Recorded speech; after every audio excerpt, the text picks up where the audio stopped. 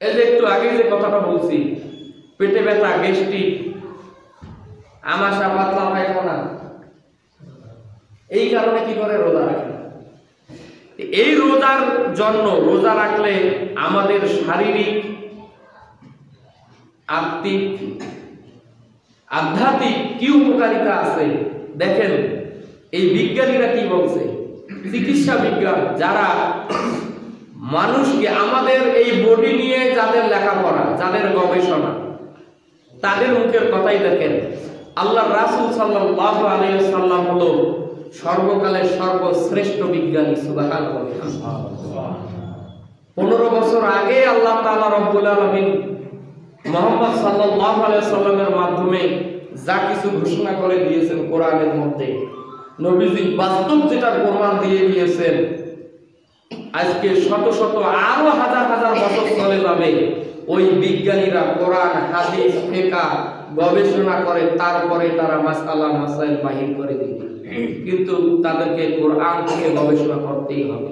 কোরআন ছাড়া তারা কোনোভাবে কাজ করতে পারবে না, আবিষ্কারও করতে পারবে না।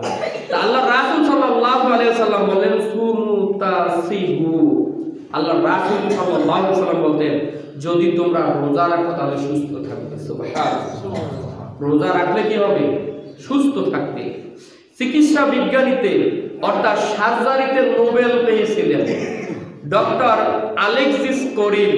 তিনি বলেন, অধিক খাদ্য গ্রহণ মানব জাতির অস্তিত্ব ধ্বংসের হচ্ছে মূল কারণ। এই যে আমার যে বডিটা আছে, এই বডিটাকে ধ্বংস করার জন্য সবচেয়ে বেশি কি খাদ্য গ্রহণ করাটাই হচ্ছে মূল কারণ। তা এজন্য তিনি বলছেন যে অতীতে দুর্ভিক্ষ না থাকা সত্ত্বেও অতীতের লোকজন বেশি বেশি রোজা রাখত। সুবহানাল্লাহ। দুর্ভিক্ষ কিন্তু দেখা দেয় এই সমাজে, কিন্তু তাদের শরীরটা ঠিক রাখার জন্য তারা কি করত? রোজা রাখত। মস্কো বিশ্ববিদ্যালয়ের শিক্ষক ডক্টর পিজি স্পাসকি বলেন, রোজার মাধ্যমে কালাজ্বর এবং ভিতরের পুরাতন রোগ বাহিরের হস্তক্ষেপ ছাড়াই ভালো হয়ে যেত। সুবহানাল্লাহ। মানে ভিতরে যতগুলো রোগ আছে, বাহির থেকে ইনজেকশন ঔষধ না খাওয়ার ফলেও শুধুমাত্র রোজা রাখার কারণে কি হয়ে যেত? ভালো হয়ে যেত। সুবহানাল্লাহ। নেপোলিয়ন বোনাপার্ট মিশর যখন দখল করে, এই মিশর দখল করার পরে তিনি হাসপাতালগুলোতে গিয়ে তিনি বলছিল যৌন রোগের চিকিৎসা দেওয়ার জন্য তিনি বেশি বেশি করে রোগীদেরকে রোজা রাখার কথা বলেছেন। ইউরোপীয় উপমহাদেশের ভিতরে 50,000 তিনি গবেষণায় লিখেছেন যে উপমহাদেশে শরীরের ভিতর থেকে 50,000 কিলো ক্যালোরি 10 থেকে 12 দিন রোজা রাখার ফলে এটা দূর হয়। এরপরে মস্কোর মানবিক ইনস্টিটিউটের পরিচালক ডক্টর নিকোলাই, তাকে জিজ্ঞাসা করা হলো যে আধুনিক যুগের বর্তমান আবিষ্কার কোনটি? তিনি বলল, ওই যে বৃদ্ধ লোকগুলোকে রোজা রাখার মাধ্যমে যুবকের মতো শক্তিতে সঞ্চারিত করা। এবং ইতালির বিশ্ববিখ্যাত শিল্পী মাইকেল অ্যাংলো, তিনি সুস্বাস্থ্যের অধিকারী ছিলেন, বয়স ছিল 90 বছর। কত বছর ছিল? 90 বছর। তারপরেও তিনি ছিলেন কর্মঠ, সুস্বাস্থ্যের অধিকারী এবং কর্ম। তাকে জিজ্ঞাসা করা হলো যে আপনার 90 বছর বয়স, এত সুডম দেহের অধিকারী, এত পরিশ্রম করতেছেন, এর পিছনে কারণ কি?